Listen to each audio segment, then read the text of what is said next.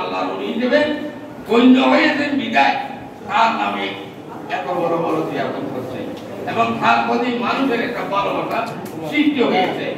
এছাড়া আরো অনেক দল আছে, সে সংগঠিত করতে হবে, ওলামাকে ঐক্যবদ্ধ হতে হবে। ঐক্যে যারা স্থির ধরাবে, ঐক্যে যারা বাধা সৃষ্টি করবে, তাদের বিরুদ্ধে সাংগঠনিকভাবে ব্যবস্থা নেওয়ার জন্য আপনাদেরকে অনুরোধ করছি। আপনারা না পারলে আমাদেরকে অবহিত করবেন, আমরা আপনাদের গার্ডিয়ান হিসেবে আমরা সেই সমস্ত অভিযোগগুলো খতিয়ে থেকে আমরা ঘরে পৌঁছাতে পারি, তাহলে ওই দুষ্কৃতি চক্রকে প্রতিহত করা অনেকটা সহজ। সেই লক্ষ্যে ওলামা দল অত্যন্ত গুরুত্বপূর্ণ একটা ইউনিট। সেই বিবেচনায় আমি ওনাকে সেদিন বলেছিলাম দল করার, ওলামা দলকে সংগঠিত করার, সেজন্য আমি আপনার সেই দাওয়াত গ্রহণ করলাম।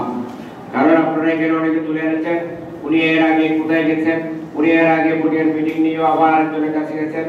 অবশ্যই চট্টগ্রাম দক্ষিণ জেলার আওতাধীন 11টি অঙ্গ সহযোগী সংগঠন যারা আছেন, যদি দল রাজনীতি করার, দলের পাশে থাকার ইচ্ছা থাকে, অবশ্যই দক্ষিণ জেলা বিএনপির আওতার নেতৃত্বে পরামর্শে পরিচালিত হতে হবে।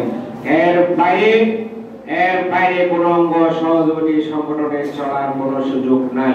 আমরা কালকে বিগত দিন আমাদের বিএনপির সমাবেশেও আমি সুস্পষ্টভাবে ঘোষণা দিয়েছি, অন্তত পক্ষে বাংলাদেশে আমাদের প্রিয় নেতা তারেক রহমানকে এই চট্টগ্রাম দক্ষিণ জেলা ইউনিটটি মডেল হিসেবে উপহার।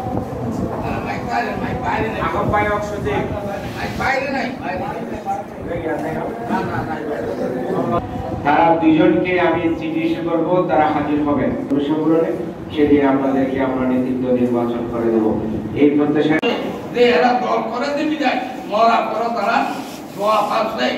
আমি কি করি, আমিও বিএনপি পতাকা ধরে ঐক্যবদ্ধ হই।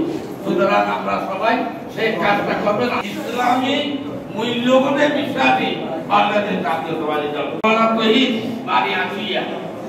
তাকে